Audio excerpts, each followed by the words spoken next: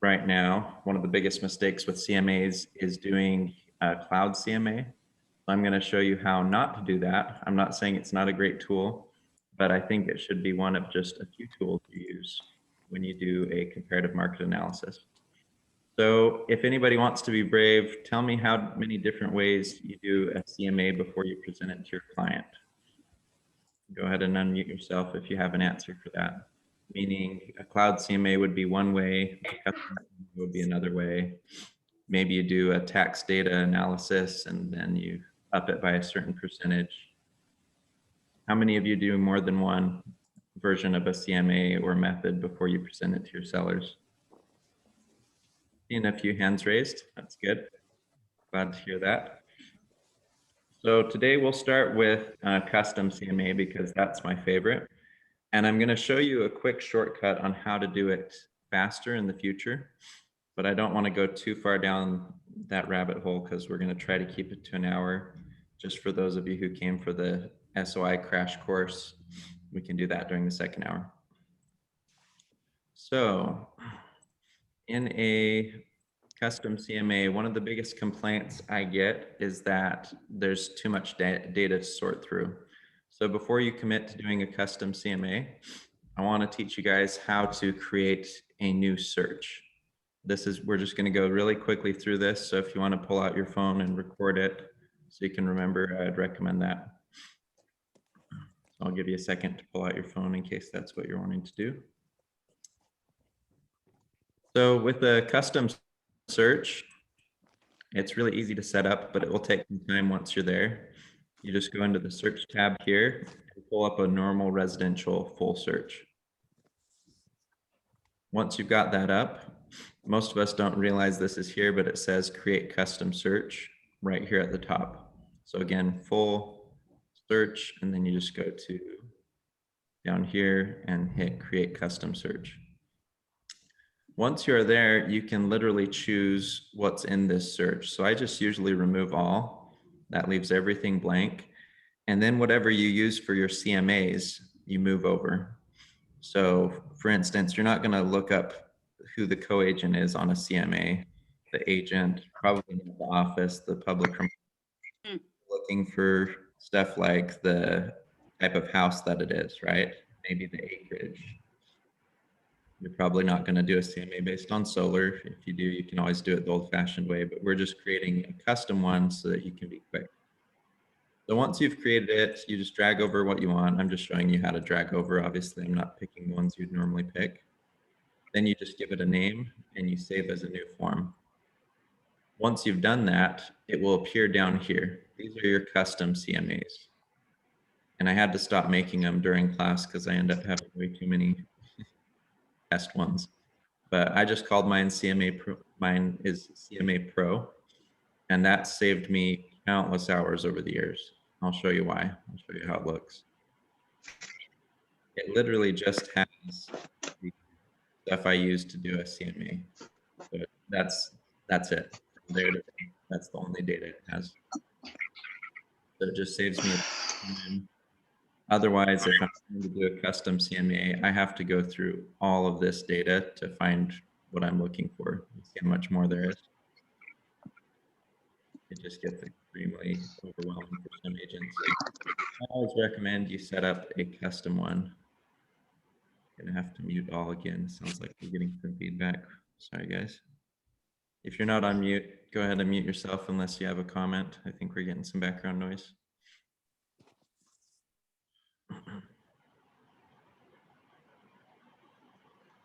Sounds like driving noise.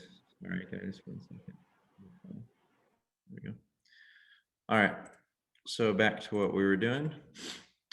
Let's start from scratch. I've got a wonderful sold listing here. Congratulations to one of our agents. They just sold this within the last few days. And I'm going to use this as an example of doing a custom CMA. So oftentimes, the easiest way to do a CMA is to find a previous listing.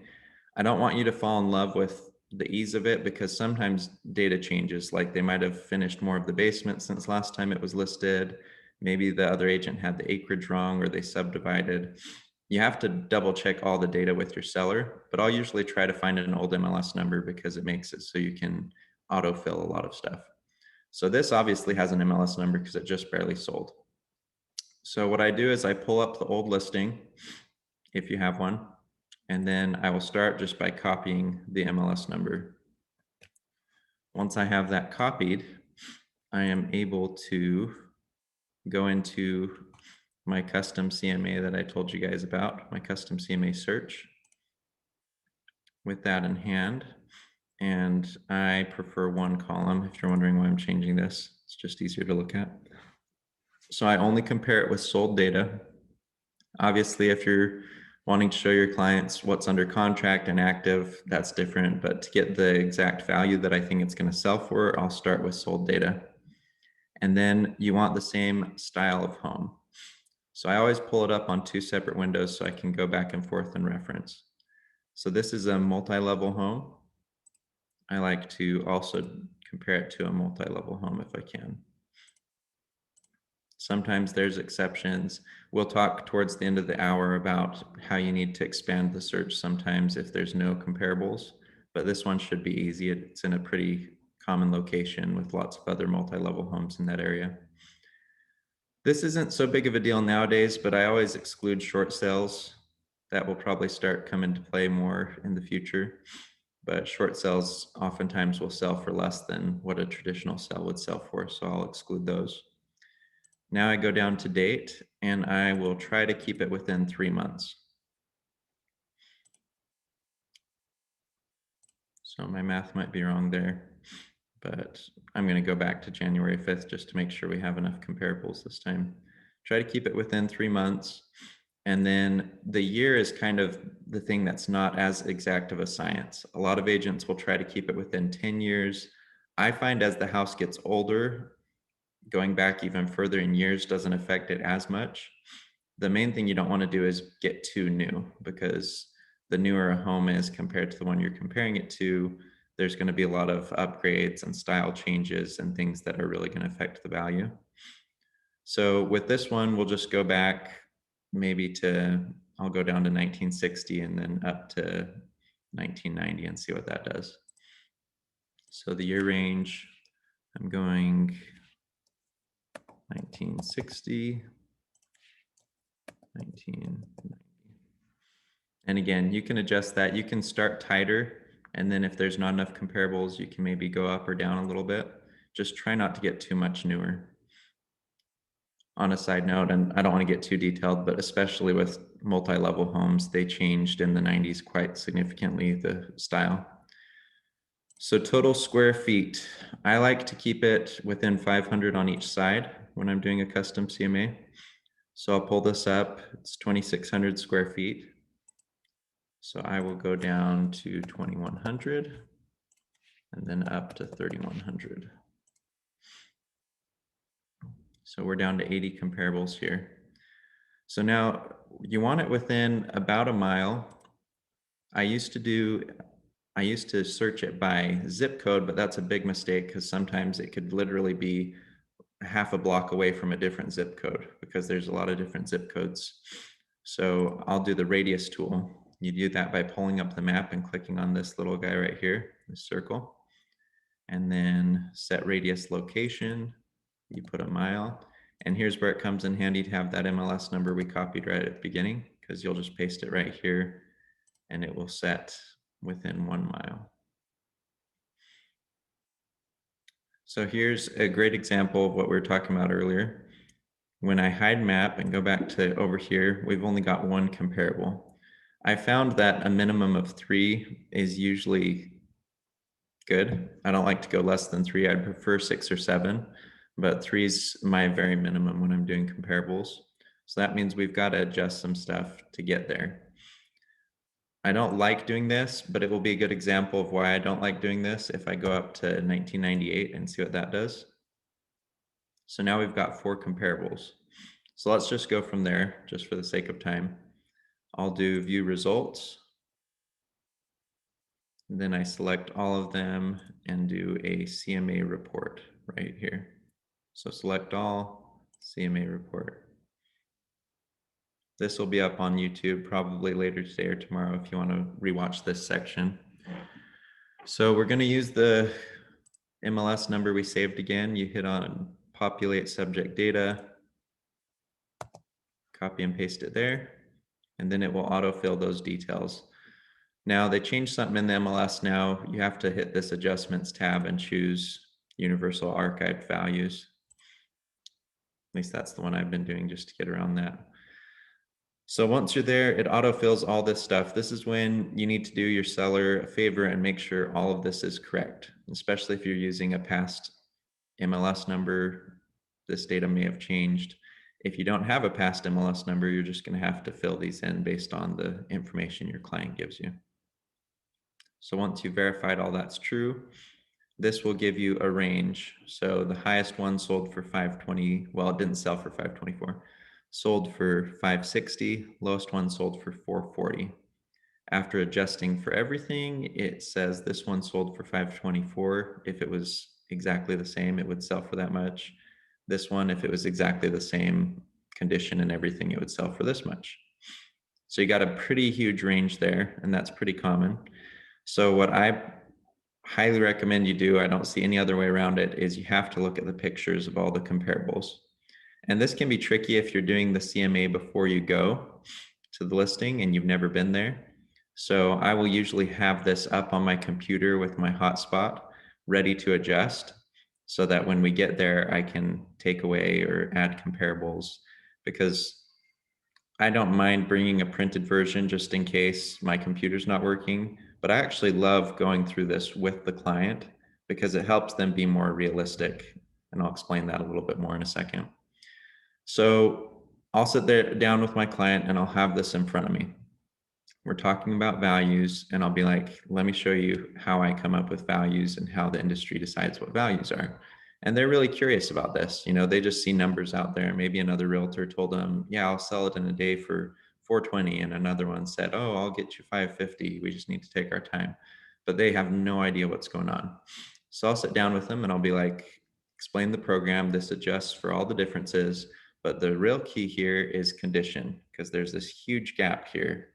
So let's look at that. So we're sitting in the seller's home and I say, okay, let's look around at your house.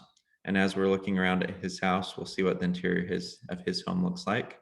He knows what it looks like. And then I'll pull up the comparables and I'll tell him, okay, so remember, this will compare it as if your house looks exactly like this one. So let's start with the outside. And we're looking at the outside of his house compared to the outside of our comparable property. And I know it's really tiny on your screens, but it was taking too much time to load. So I'll just explain. The subject property looks a lot more dated on the outside. And it makes sense because this one is built in 98. Remember what I said about the 90s with multi-level homes? They changed a lot, especially exterior. So just that alone, I'll ask the seller, do you think your exterior looks as good as this exterior, the same, better, worse? And because they're looking at it with me, they can't be like, oh yeah, mine's just as good. It helps, it really helps, because then they're the ones who are saying, well, maybe not. You don't have to insult their house. You don't have to argue with them. You're just showing them and they can't deny it because you're sitting in the house with them. Then I'll click through the pictures with them, be like, do the upgrades look as good? And this is just when I'm doing it with them. When I'm doing it alone and I know what the inside of the subject property looks like, I'll click through the pictures really quick. I'll eliminate ones that look too old or look too new so that my comparables are true comparables. So at the end of the day, after looking through these pictures before class, I'll just explain to you what they looked like. These two were much newer, so the exterior looked way more modern, and that makes a big difference. The interior wasn't better necessarily, but they were newer and it was just kind of affecting the values quite a bit. This one, on the other hand, did not look as good on the outside. It only has 2-car garage, which is similar to the subject property. And then it didn't look as good on the inside either as the subject property. So it was bringing it way down. So in an optimal scenario, I'd have 7 or 8 comparables. I would probably eliminate this one because it looks so new on the inside. It's so brand new compared to this, 20 years newer. And I'd probably eliminate this one because it's worn down on the inside, and our subject property listed by the Presidio agent is actually pretty nice on the inside. It's been redone. So looking at those numbers, I'm like, it's not going to come out that low. It's definitely not going to sell that high. Maybe because of the market, I'll list it at 550 or 450, 460. There will probably be a bidding war. It will probably sell for more than that. But according to the comparables, it'd be hard for me to justify bringing it up to 5 because these two are so much nicer on the outside and they have 3-car garages, which the system only adjusts 5,000 for. Anybody who's ever built a house knows a 3rd-car garage is worth way more than $5,000. So I'm automatically bringing those down a little in my head. So when our agent listed this, it looks like he did a good job with his comparables and he was trying to be conservative. But obviously the market is insane right now, so it's not the best time to teach a class on sound logic on CMAs, because I think he did the right thing. I think that based on the comparables, I probably would have put it between 425 and 450 to start. And then, like I said, in this price range, in this market, of course, it's going to be bid like crazy, bidding war, and it went up to 472 for the final sold price. So I know that was a lot. It was really fast, but we had to do it that fast because I want to show you the other methods. There's just a multitude of different things you can do with this. If the comparables are only coming out at, 2, 3 comparables, you can maybe expand the search out with the map to 1.2 miles. You can adjust the size a little bit, maybe take this down to 2,000 square feet and up to 3,200 square feet. If I'm really desperate, I'll allow other similar homes. Like a split entry essentially is a 2-story home. It just has multiple stories. So maybe I'll include 2 stories. Maybe I'll include split entry bi-level. But I really like to stick with the exact same home style. But there are some little adjustments you can make. Like you see, I got rid of the style and it gave me 3 more comparables. If I needed more comparables, going down another 100 square feet, that didn't do anything. Maybe going up another 200 square feet, that added 2 more. So you'll see as you make little adjustments, you can find more comparables.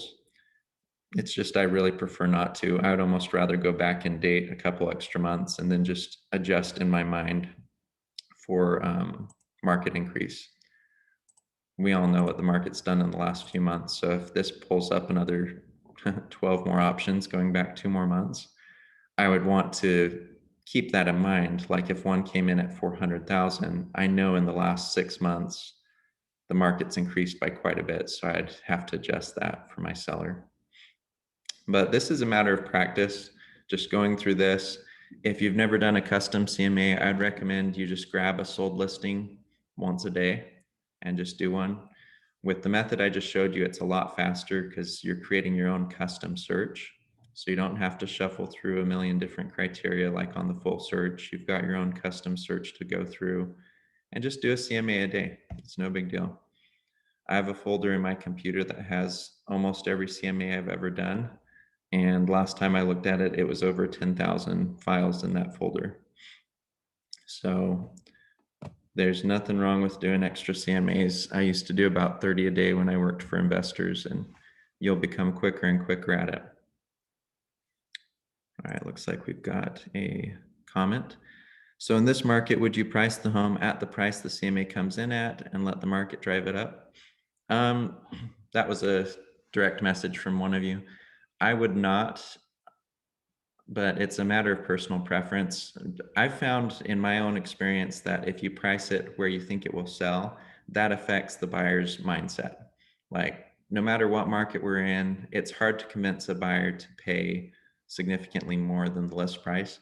And also, it's my opinion that appraisers are affected by the list price to a certain degree.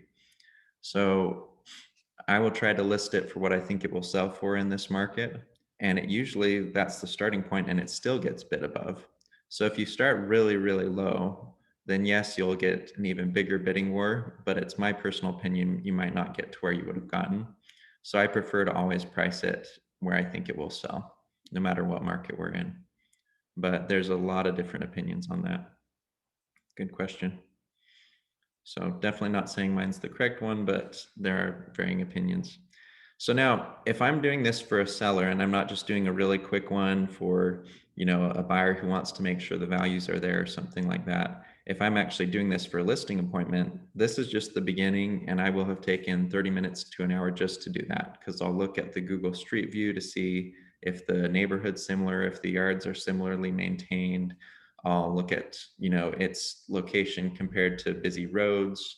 I'll go through each picture of each of the comparables, process of elimination, and then, half hour to an hour, I'll come up with a really good, solid custom CMA. But my job's not done yet because I need to cross-reference my work for my seller, because that's, I'm trying to be worth the commission I'm asking for. I'm trying to go above and beyond. This to me is absolute minimum to do a custom CMA. So the next step is a cloud CMA. If you've never done that before, this is kind of what a lot of realtors think has replaced a custom CMA. Absolutely not, but it's fine for cross-referencing. So on the front page, and actually I need to stop and see if you guys had questions about that custom CMA. We've got so much to cover. I'm just kind of zooming through, but do you guys have any questions about that CMA I just barely did? All right, we got a couple. I'm glad I paused. How do you add in for things like a pool, storage shed, etc.? Honestly, pools, people will never get their money back for a pool, probably especially in Utah, but I imagine anywhere. I've had homes with pools that it's been the biggest deterrent from people buying it, because they were worried about their kids with the pool and they wanted more grass, and they know that it costs around $5,000 a year to maintain a pool. So pools are not necessarily going to get them their money back. Same thing with sheds. It's a nice feature, but unless it's like a shed that matches the house and it's actually built out of real construction materials and has a garage door, if it's just a tough shed or a shed in their backyard, it's a good feature for the right buyer, but it's not necessarily going to add to the value. If it's a shed that you can drive in and it matches the house, that's extra garage space. So you would add, 2 more garage spaces into your CMA. And yeah, you'd probably try to compare it to homes that had a big external shop or something like that, because that is a unique feature. So hopefully that makes sense. Then somebody else asked, how do we compare to the homes directly around it if they have never been listed? Honestly, that's a tough one. If the homes are directly around it have never been listed, there is no comparable there. There's no sold price. So you have to expand until you find one that has been listed. You can't really compare it with just a home that's sitting there and never been on the market. Sometimes I'll compare it with some expireds nearby just to show them this is what we don't want to list it for. This is why these didn't sell.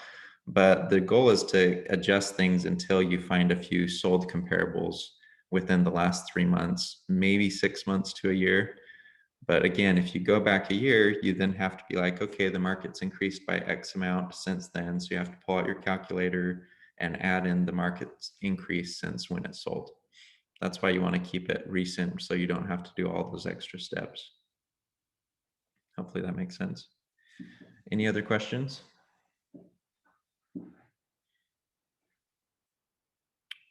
Cool, we will continue then. So with the Cloud CMA, it's right here on your front page. You just click on it and it will take you to a separate window. It makes you create an account. So if you've never done that, you will have to create one. So I already was playing around with one before class started. I'm just gonna use the same one I did to show you guys.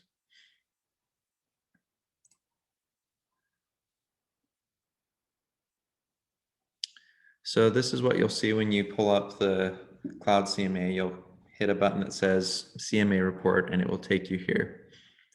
Now, luckily it's advanced now where it will do some autofill. It used to not autofill anything, but if you put in the property address, then it will usually find some of the details for you. So you copy and paste the property address over and it will pull up options. So you just pick the correct one and you see how it put in some data. It's interesting though, if you look at this, This is again another thing that you need to be careful of when you're doing a cloud CMA. Does anybody see any problems with this when it auto-filled?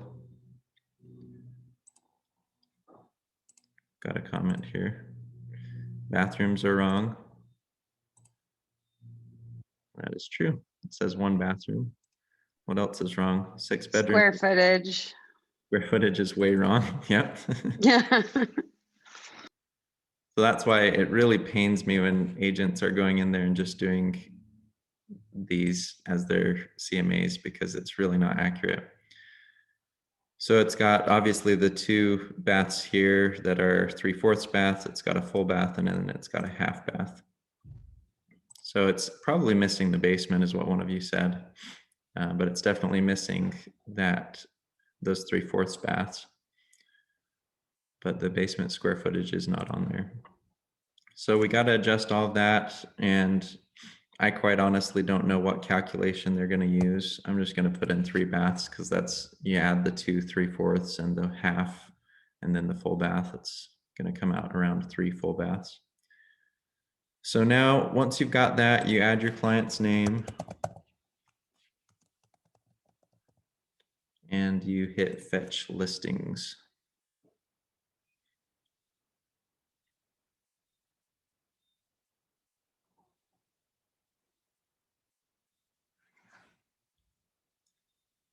So this will bring up everything. You'll bring up the actives, the solds, pending. It won't check all of the boxes. So if you want to include some that are on here, for some reason it doesn't check all of them. But it will give you a range, low of 390 up to high of 1.8 million. Then the average is 580. So that average is easy 100,000 more than this will probably sell for. So obviously you need to take out some of these things. So this one right here that's putting it at 1.8 million, we're going to want to get rid of that one. Oh, it's being a little slow. Sorry, guys. Doesn't always like doing all these tabs while we're on Zoom, so we might have to skip out of the cloud CMA early. One of you mentioned in the comments to make sure that you also do single family. There's some other criteria that you need to do that will help narrow this down. But essentially, once I've verified that all of these are similar, so I'll look at the bedrooms, bathrooms, square footage, and make sure, the year it was built, make sure that they're all similar. Then you can trust the average a little bit more. But obviously taking this one out will go a long way, but it's not going to let us do that because we're using too much with the Zoom and all the MLS tabs. But I like to use this tool solely to cross-reference my work with the custom CMA. So I will make sure that it's coming up similar once I eliminate some of these ones that I don't want. And if it is, then good. I'm happy about that. Now comes the part that's embarrassing, and a lot of people think that I'm weird for doing this, but I will also pull it up and see what the estimate is. There's a couple reasons I do this. One of them is really good. Guess what your client is going to think the home's worth? Before you get there, the seller's probably going to look up this estimate, and that's what they're going to automatically assume what their home is worth. So it's good to know what this number is, even if you don't give any thought to it or give it any weight in your decision making. Why not have a third opinion? You've already got your own opinion with the CMA. You've got the cloud CMA's opinion. Why not see what this estimate is? They've got algorithms, they've got systems to pull these values, and sometimes they're correct values. But at the very least, I want to know what the seller is thinking when I get there. So this estimate range is 427 to 472. In this case, I think it's not bad. I think this estimate did a really good job. But now I've confirmed it with 3 places that we're going to be in the low end of the 425, 430 range up to the high end of 480, 490. We're kind of honing in on where this is a reasonable range is. So once I've checked those 3, I will do one final thing, and that's I'll go back to the original listing and I will pull up what the county is saying it's worth. And the county is usually 20 to 25% low. So if I take their total market value and I just pull out my hand calculator and I put in the number 334,000 times 125%, 1.25, it brings it at 417. So in this case, that's coming in low. And obviously it's because taxes luckily aren't keeping up with the insane market increase we have right now. But it does support the low end, at least in the low fours. In a normal market, doing the whatever the tax assessment is plus 20 to 25% will usually get you pretty close to where you're going to want to list it. But right now that's a little bit less reliable of a tool. So we've checked it in 4 different places now. So hopefully, if nothing else, I want to impress upon you how important this is. The decision you make of where to list this, maybe not right this second, but in most markets will drastically affect how much your seller gets. It's insane. In 2018 and 19, if you look at the sold price and list price, it was the same or within $2,000 or $3,000 almost all the time. There's no way that those agents just happened to pick the exact value of that house when they listed it. The buyers based their offer on the value that the person listed the property at. So when you're doing your research before a listing appointment, you should be spending 1, 2, 3, 4 hours making sure you have a rock solid advice for your client on what this value is. And go ahead and tell them what you did. I cross-referenced it here. I cross-referenced it here. I did it on Zillow. I, looked up your county records and saw what they did. And it will impress them. They'll be like, wow, this person really did their research. They'll respect your opinion more. And everybody else that just slapped a CMA down on the table and didn't really even tell them how they arrived at those values will look a little bit amateur compared to you. So it's doing yourself a favor in the listing appointment, but it's also the obligation you should feel towards your client. Looks like we got a comment. 1 second. Have I experienced listings too high on the high end? So Camilla, by that, do you mean have I ever listed it way too high and what my experience was? Just so I understand your question fully. I'll start answering. Oh, there you are. You're on mute still, Camilla. Okay, you got me? I'm with my kids. So I think my biggest caution when I'm doing a CMA is I'm worried if I ever list it too high, because I've seen homes that are listed too high. Are those ever on the high end of a CMA and then, it's not being sold? I just didn't know if you've experienced that or seen it, or what you would caution to avoid that and still feel like you're listing it for the best price. Right. Well, that goes back to why I will pull up the actual CMA with my client. I'll do it before I get there. I don't want to show up unprepared, but I like to pull it up with them. Because if you tell a client, hey, your home's worth between 425 and 490, guess what they're going to want to list it at? Not 490, probably 510. And let's see if we can get a little above, right? So it's really important that when I sit down with them, I'll show them, yes, the comparables are putting it this high. Now let's look at the pictures of the ones that are this high. And as we're clicking through the pictures, I'm like, okay, that one has granite countertops, new paint. Looks like they have some marble floor in the entryway. Do you guys feel like yours is as nice as that one, or a little better or a little worse? And I always ask that question. I'm just like, I just act like I'm oblivious, right? Is it a little better, a little worse? You tell me. They look around and they're like, oh man, I really want to say that it's better, but I know it's not. So no, ours isn't as nice as that one. Okay, well, let's take that one out then, and I'll delete it out. Well, what about this one? And I kind of have them participate in arriving at the value. And I can't tell you the difference between doing the CMA and coming and saying, hey, it's worth between this and this, and actually showing them the ones on the high end and looking through the pictures with them. It's night and day. They will not overprice it unless they're just, unless that was their vendetta from the beginning, but they have to see reason and logic when you do it with them and they actually see what you're doing. And it's great for transparency. They'll love you for it because the other realtors just told them what to do and didn't explain why. Does that kind of help?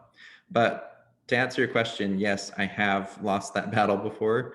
And if you end up deciding to list it, because a lot of agents will say never list an overpriced house. I always say it depends what point your career is at.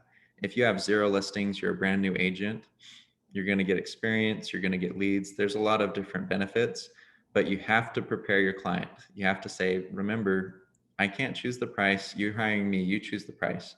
But I would strongly tell you that I think it's going to land between here and here. And I want to pull out my crystal ball right now and say that a lot of people get mad at me if it doesn't sell for what you want to list it at. So I want to tell you, I'll fight as hard as I can to get you that number that you want, but the data is telling us it's going to be here. So I want you to know that that's what's realistic to me, and it's my advice. It's my job to advise you on that. And then I'll remind them every now and then, hey, no showings this week. Obviously, this was anticipated. We talked about what the market was dictating, but I'm still fighting for you. I'm going to do everything I can. But I'll remind them throughout, because when I used to not do that, then we would have sellers that were just freaking out, like, why isn't this selling? What are you not doing? And it's frustrating for us because we're like, hey, we told you. But you have to really remind them all the time, okay, we still don't have showings. Remember what we said. It's probably not even going to appraise that high if we do get an offer, but the buyers are looking in this range. Let's talk about a price drop. So hopefully that makes sense. Good question. Rosalind said, if I list too high, sometimes the market will tell you if you're getting no showings and no offers, or lots of showings and no offers. Sometimes that indicates to me home is listed too high. And I like your point there, because it might be listed the same as other ones, but when the buyers get there, they see the huge crack in the foundation and they see the mold in the bathrooms. So you're exactly right. Sometimes you get a lot of showings, but no offers. In a normal market, again, we're kind of in a weird unicorn market right now, but no showings doesn't always mean, or lots of showings doesn't always mean that it's priced right. It sometimes means that you didn't take into account the interior of the home enough. So any other thoughts and questions before we continue?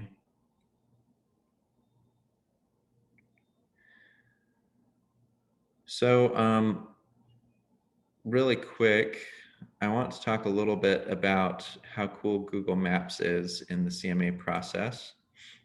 If you've never used it before, unless you're really, really familiar with an area, the odds are when you pull up a CMA, let's go back to our custom CMA and see if I can show you what I'm talking about.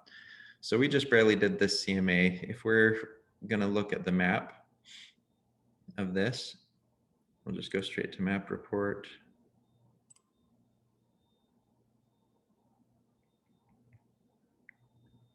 I really need to get the Price is Right music. Is it the Price is Right? Is that makes that between waiting. Every time it loads, I just wish I could turn that on. So we've got this now, and your subject property is here. Do you see how far away these properties 3 and 4 are?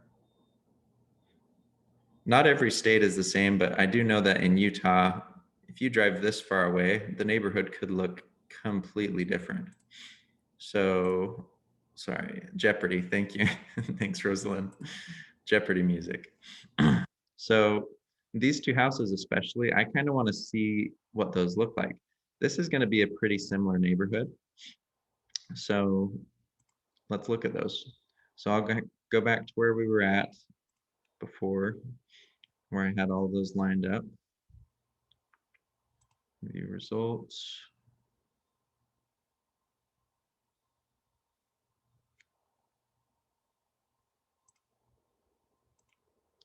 So the comparables that were far away were comparable 3 and 4 on there. So it labels the subject property as 1. This would be 2. So these 2, it just pulled up completely different comparables. That's great. Well, the concept is still the same. If you click on the address of one of the comparables, it will bring you to Google. And then I prefer to go to Street View. They've changed it up a little. I think you have to click on this little guy right here. And then that van that you see every once in a blue moon, the Google van, that's where you'll get that data. It drives past your house every 2 or 3 years to gather new video and pictures. So then you'll be able to see what that neighborhood looks like. This one is very telling. If you're not familiar with this area, you might not have known that 200 is a pretty busy road. But you see just in this video that Google's provided, this little snapshot of this world, you see yellow lines, and that's my first indicator. Oh, this road's kind of busy. And then you see there's 3 cars in the immediate vicinity of you on the road. Then all of a sudden, this comparable here is on a busy road compared to the others that might not be. So that's going to affect the value in most cases. So use Google Streets, and it's not just about the road. Like if I pull up, like say the outside of the house I'm comparing things to is really beautiful on the outside. It's got beautiful trees, landscaping, and all the neighbors' houses look exactly the same. It's just a well-maintained neighborhood. And then you pull up a comparable and you look through the pictures of the comparable and it looks the same on the inside, the outside looks the same, everything's lining up, but you're like, why is this one pulling everything down and the other comparables are pulling it up? Then I'll go on Google Street View and all of a sudden I drive around the neighborhood and none of the neighbors are maintaining their lawns. So all of their properties are kind of worn down and maybe the houses are a little bit older in that neighborhood, and you just kind of realize, okay, that neighborhood's probably not selling for as much as this neighborhood. So use that to your advantage. That's again part of people are like, I've seen you do a CMA, Brian, in 2 or 3 minutes. How are you going to spend an hour doing a CMA for your client? Well, these are the extra things, you know, the Google Street View, maybe look up for sale by owners in the area. There's a lot of different things you can do to really make sure that your values are correct. Another thing on here is HOA. There was one I did the other day where one of the people I'm personally mentoring asked me and my business partner, Ben, to do a CMA. So as an example to them, we had Ben just do a CMA, pretending that he was not even noticing that there was a HOA on this. So he did a CMA with the HOA and only included what you'd normally include. And then I did a separate CMA with only homes in that same HOA. And I had to go back a year, I had to adjust parameters, but I found 2 comparables in that HOA. He found 9 comparables within a mile. So the crazy thing is the comparables within a mile put the home $100,000 higher than the ones within the HOA. So that HOA, for whatever reason, maybe the fees were too high, maybe management wasn't good, like whatever it was, people didn't love living there compared to the surrounding areas. And it was $100,000 difference comparing it to the HOA homes, to the outside the HOA homes that were still within a couple of blocks. So you need to pay attention to, is it in the same HOA as the comparables? These are just so many little things. Now, another really interesting thing, I'm not going to show you examples because I don't want to break any rules, but when I'm done with my CMA, I will look at who listed the properties. If I have 2 listings, one's putting it at $1 million and one's putting it at 800,000 and everything lines up exactly the same, then I'll look at who listed it. And oftentimes I'll see that the company or person who listed this one, I don't feel like markets and does the same efforts that the company that listed it that put it at $1 million. Because us as realtors should know that what we do makes a difference. If you don't believe that, then you're probably wondering why you deserve, 2 or 3 or 4% when you list a house. But you should know that advertising, negotiating skills, all these things do make a difference.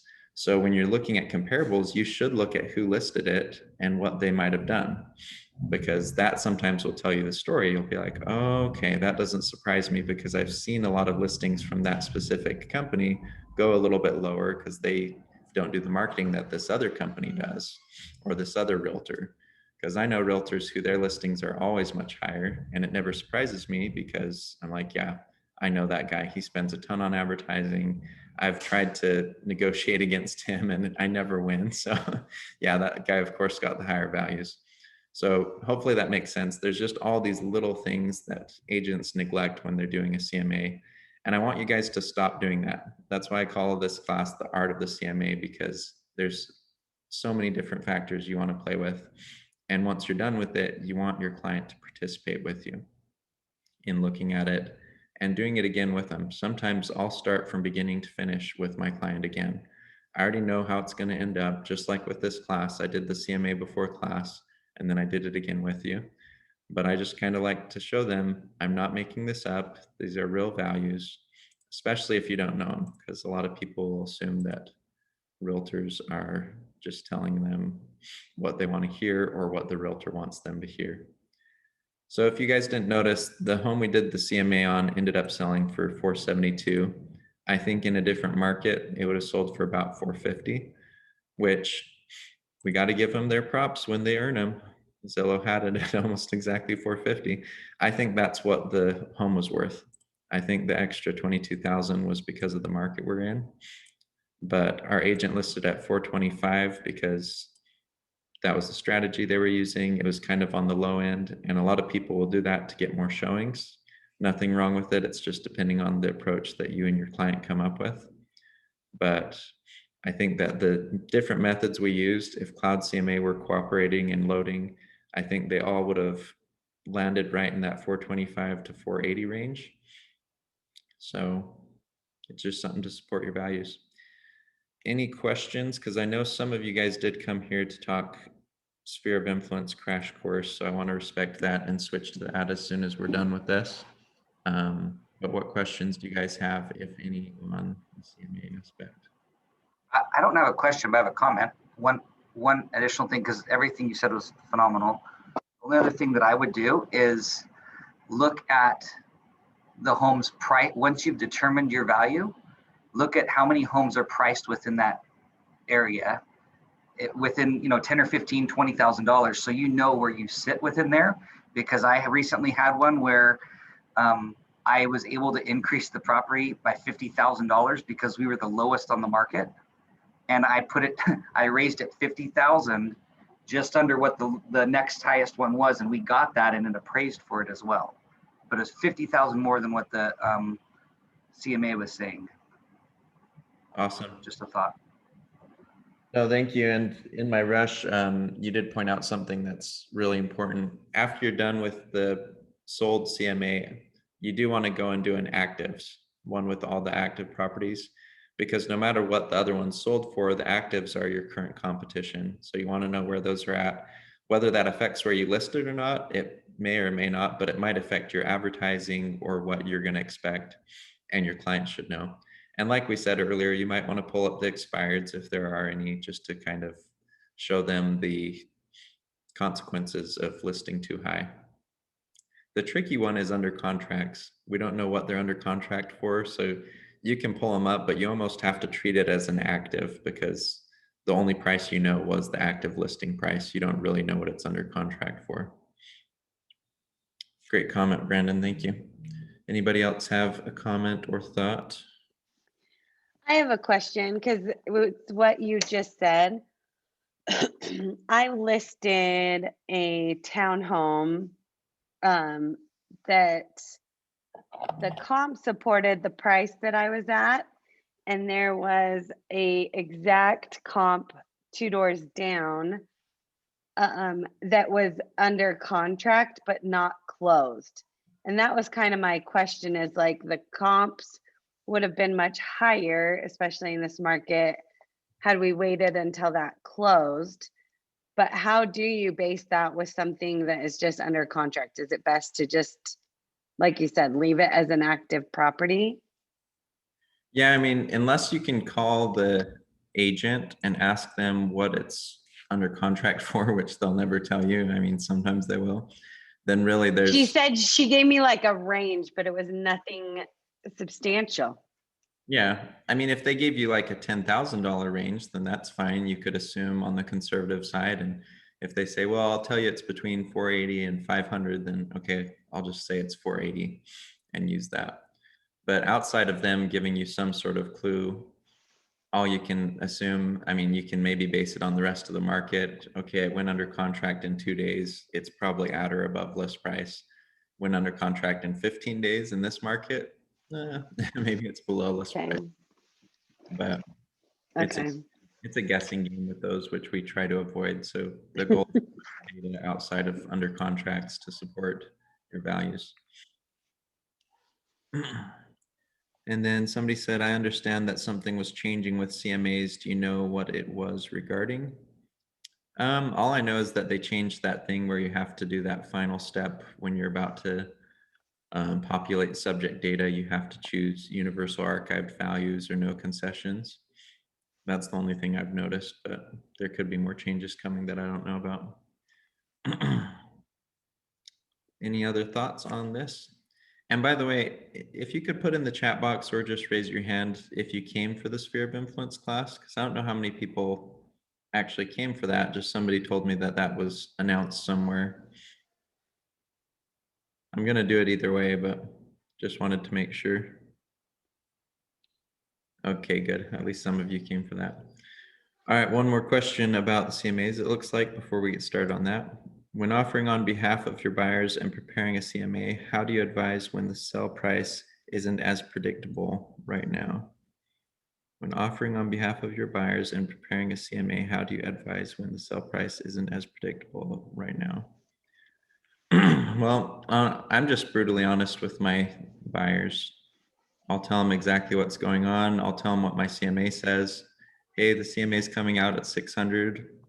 Right now in this market, that probably means it'll go for 650 or higher. That's just what's happening. So it comes down to if you want it or not. And I can advise you, and I can call the other agent and ask how many offers you have. It's in your client's best interest to get as much information as possible. So you're allowed to ask the listing agent almost whatever you want about the other offers, obviously outside of equal housing and stuff like that. But it's his job not to tell you. But as the buyer's agent, you're more than welcome to say, what's your highest offer? What do we have to be? And then if he tells you, he tells you. But more often than not, all I can do is take it to my buyers and say, hey, he said they have 3 offers now, 2 more coming in. It's only been listed for a day and a half. You know, logic tells me this is going way above list price. I asked him what range we need to be in. He claims 630 or above, but that's just what he told me. I'm just passing the information on to you, if it's true or not, and then let them make the decision. A lot of them have to learn the hard way and lose a few properties. So the best way to teach buyers in this market, in my mind, is to tell them stories. You know, I just offered on one last week. It was listed at 400,000. We offered 460 and still lost it. You know, Shannon in my office, she presented 10 offers, all of them above list price. They didn't win any of them. You know, like whatever stories you have to tell your clients of what's going on, it might help them recognize the situation a little better. Thumbs up means that you feel like that was an answer to your question, Audrey. Still getting used to the Zoom lingo. All right, well, again, we're doing a weird thing today because of the confusion with the split class, but let's switch over to the Sphere of Influence crash course because I know a lot of you came for that reason. And it's a good thing to cover anyway. So I apologize if you had specific questions you wanted to ask during the Ask the Coach hour. I'm happy to stay a little bit after 12 for those of you who wanted to do that, but we'll probably have to fill this hour with Sphere of Influence stuff to make sure everybody got what they came for.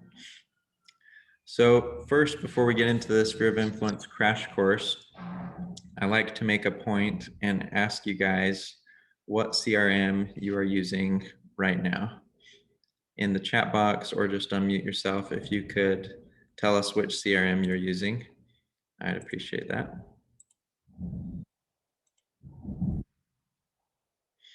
I'm giving everybody a chance to answer before I jump in. There's no correct answer, just curious. And if you're not using one, just say I'm not using one or I'm using my phone.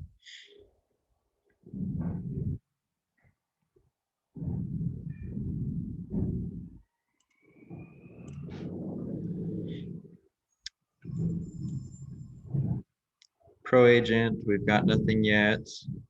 I've got a few direct messages, follow-up boss, realty juggler, new agent, haven't experienced a CRM yet, real geeks. I got one that I don't really know how to pronounce. I think that's a typo. Oh, okay. Top producer, okay. So this happens without fail every time I teach this class and I ask what CRM everybody's using. New agents kind of hope, okay, I'm going to hear which one is the best one now. And then they hear 10, 15, 20 different CRMs. And the reason why is there is no perfect CRM. The best CRM is the one that you're willing to use. So you can try out a few. It doesn't matter what bells and whistles they have. If you're willing to use it, that's the CRM for you. So my personal preference, what I direct people to try out is Follow Up Boss, even though I don't use it anymore, solely because it's the most visually appealing that I've used. And I think that a lot of agents will get distracted with all the different bells and whistles and they'll freak out about it. And it just gets really confusing. Follow Up Boss is very mobile friendly. It's simple to use. And it's just based on following up with your sphere of influence. So if you've been discouraged by how confusing some CRMs are in the past, I'd recommend you try that one. But I start with CRM because as we go through the sphere of influence crash course for the next 58 minutes, I want to impress upon you how important it is to track data. So when you're working with your sphere of influence, and actually, by the way, I've noticed on these Zoom calls, they've been starting to do little 2-minute breaks in case anybody needs to use the bathroom or go get a drink. So I'm going to quickly do that right now because I actually really liked that people were doing that. I thought that was considerate. So go ahead and take a break before we get started if you'd like. If anybody knows any good jokes, now's the time to tell them.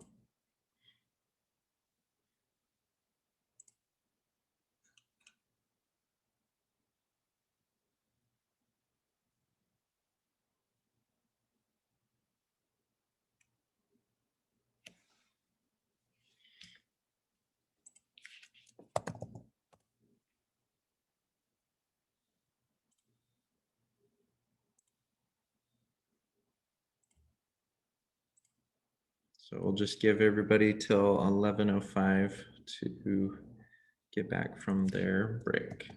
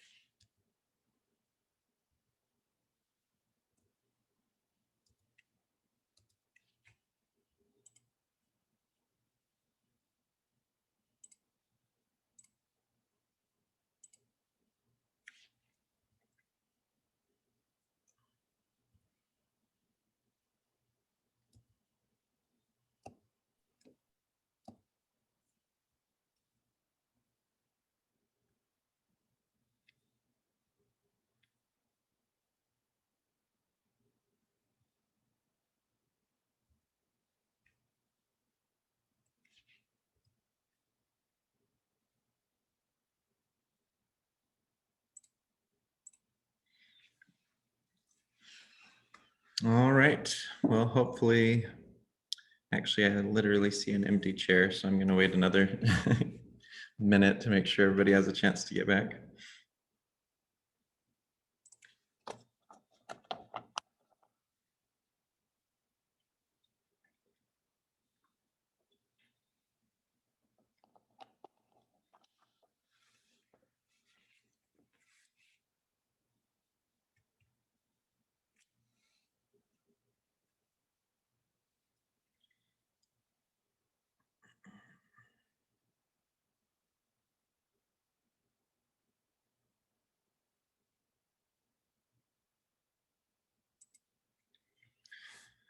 All right, so as kind of a starting point for the sphere of influence, I like to talk about how important it is to enter it with the right mindset.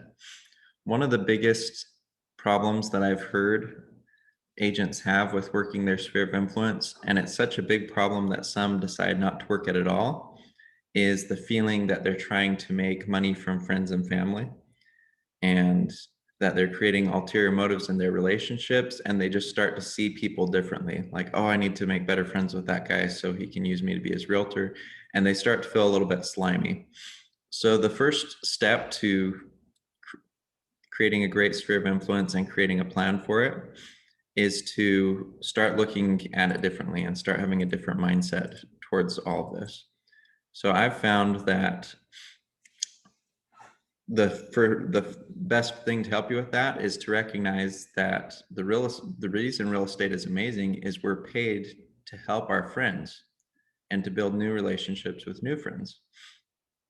So when you interact with friends, old friends, strangers, if you look at it as building a lifelong relationship and not as a way to make money, then the money will follow. So it really is a difference in mindset. So you're thinking, oh, I'm so frustrated because I'm always thinking about making money for my friends and family. That's just you. That's what you're thinking of. You're thinking of the end goal as far as money and work goes. But in reality, if you change your thinking to, I'm building relationships, I'm starting to have healthier relationships with friends and family, I'm spending more time getting to know people, and I'm enjoying it. And I'm doing this with people that I actually like. And I'm learning about their families and they're learning about mine. I'm inviting them to dinner. I'm providing them with great opportunities to come to client events and see movies for free with their family. And you just switch it to being sincere, or for most of us, we already are sincere, because otherwise we wouldn't have this worry about ulterior motives. If you weren't a good person, you probably wouldn't even worry about having an ulterior motive. So in reality, you just need to recognize, you know what, I would do this even if I wasn't a realtor. If I had time to do this and resources to do this, I absolutely would continue to be a friend to these people and help these people out and spend time on the phone with them, check in with them, congratulate them on their weddings, anniversaries, birthdays. So the first step is changing your mindset to recognizing that real estate is actually an amazing opportunity to be a better friend and get paid for it. So once you've done that, the game plan starts with gathering information. And that's why I told everybody at the beginning, what's a CRM you're willing to use? So I've helped realtors who have hired me as their coach, who've been in the industry for 5, 10, 15 years, and they still don't have even a basic database of 100 people. So the first step is gathering data, gathering information. I expect people, within 5 years to have a database of 300 to 1,000 people, because you should be gathering information every day. But obviously all these people aren't going to be in your top sphere of influence. So you want to have at least 100 people that are solid. You consider them your top sphere of influence, 100 people minimum. And it'll take some time to get there. How do you get people's information? Is the first one is easy. You ask for it. I can't tell you how many times I've sent people a text and just said, hey, I'm working on sending out Christmas cards. What's a good mailing address for you? A ton of them respond. I've even been just totally upfront and said, hey, I'm working on this cool real estate mailer I send out every now and then. What's a good address I can send it to for you guys? And they'll just text it back to you. So that's the first one, and it's really easy. Hey, I'm updating my database, realized I don't have your guys' most recent address or emails. Would you mind sharing it? You just ask for it. Don't get offended if they don't respond back. Sometimes they'll wonder if you've been hacked. Sometimes they'll start responding and then they get a phone call and they'll forget. But that's the easiest step, is just to ask for it. Another really easy step is county records. You can search the MLS by owner name if they own a house and you know which county they live in, then you can usually find it that way.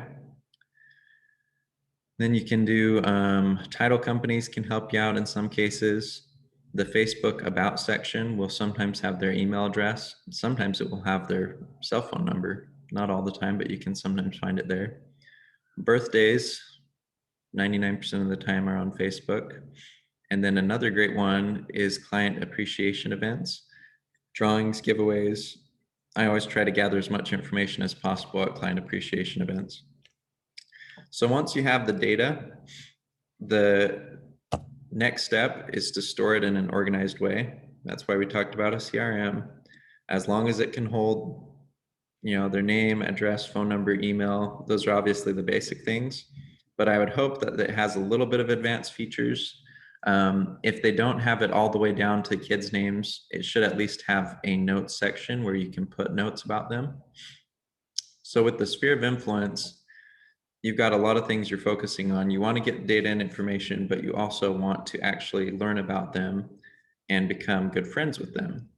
And the reason the CRM is so important is because it's literally impossible to become good friends with 50 to 100 people and remember details about their life unless you are some kind of genius, which I'm not, and I don't think most of us have the brain that can do that.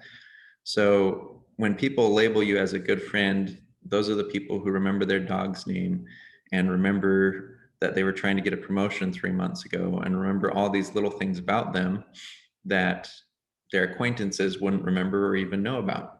So when you're doing your sphere of influence calls, when you're looking at their Facebook page and you notice something, an event in their life, then you go into your CRM and you write it down. So you're scrolling through Facebook and you see that their daughter had her grade school graduation. You didn't even have a conversation with her. Facebook fed you that free information. If you have your CRM on one side and the data on the other side, you can go in and say, daughter graduated from grade school graduation on April 5th. That's not when graduation happens, but I just saw the date. On April 5th, and write down the daughter's name. It's in the notes section of your CRM. So then maybe next month you're going through your sphere of influence calls and you call them, you see how they're doing, and you say, oh, congrats, by the way, I saw on Facebook last month that your daughter graduated. That's so cool. Is that exciting for you? Isn't it crazy how fast she's growing up? And then they'll just go on and on about their daughter because they love her, and they just think it's really cool that you remembered that. Whether they notice it or not, they think it's cool that you noticed something about them and you remembered it. But if you don't go and put it in your CRM, you're going to forget about it. And then on that phone call, when it stalls, you might not have anything to say. So that's why gathering the data is so important, but also information and details about their life, because you're trying to be a good friend to this many people when most of us only have the capacity to remember this much people's information. So when I'm calling my database, I've got all sorts of crazy information. I have their dog's name. I have notes about the promotion they were trying to get. I have that their grandma died last spring. Just anything I've noticed about them on Facebook or through conversations, I'm putting it in the CRM because I genuinely want to be a good friend to them. And I know I can't do it without notes. There's nothing wrong with supplementing your brain with a little bit of help. It doesn't mean that you're being ungenuine because you're writing it down. In a lot of ways, you're being more genuine than most because you care so much about remembering that you're taking the time to write it down, to remember something about them. So hopefully that makes sense to you guys. So absolutely not in your head, like I was talking about. Do not try to remember these things in your head. So step 2 is set up automatic touch points. With your sphere of influence, I can't tell you how important it is to get a mailer out. We somehow believe that everybody is on Facebook because we are, or Instagram, but it's actually not true. And many people only get on there for 5 or 10 minutes a week, and they'll see the posts of their top 18 friends, and they will not remember you exist for months or even years at a time. However, most people do go and get their mail. Now, when you set up a mailer, make sure it's a postcard because those statistically will be seen more because they don't have to open it up. They'll just see your picture on it, and whether they throw it away or not, it doesn't matter. It's that they saw your picture and they saw and remembered that you're a realtor. So the automatic stuff is really important. Digital marketing is another one that you can either hire out or if you want to put some research in. If you get that list of 100 people, you can pay Facebook to market to those people on Facebook or Instagram.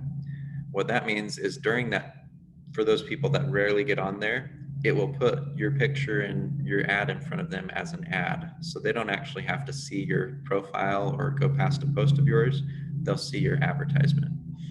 So digital marketing is a big one, but I can't tell you how much mailers are not dead. Agents who think, oh, we don't need to do mailers anymore, they're not realizing how many people are not seeing them on social media.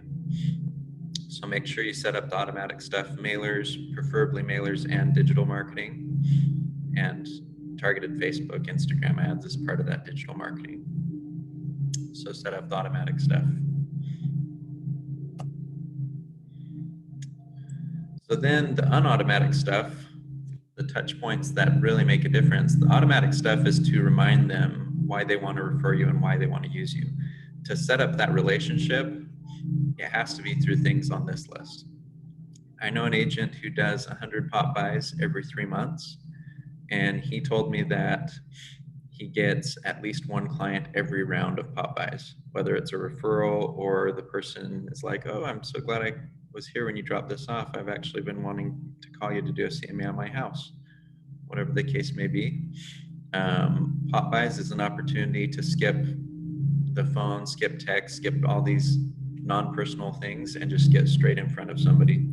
Again, you have to gather data first. You got to know where they live. So client events is the next one. I can't tell you how easy these are and all the many, many benefits they provide. With a client appreciation event, you can invite people who are barely acquaintances. They won't think you're weird. They'll think you're awesome for offering to take them to the movies for free. It's a great chance to ask for somebody's phone number, email address, things that you would never feel comfortable asking for. Because you can print out your own custom tickets and say, hey, what's the best address for me to mail your tickets to? And you could get, 10, 20, 30 people's addresses that you would have felt very awkward asking for in any other scenario.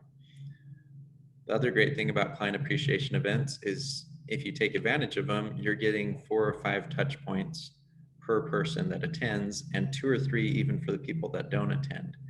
And they're very natural touch points that if you're not in a position to just call them and chat, this gives you the opportunity to do that.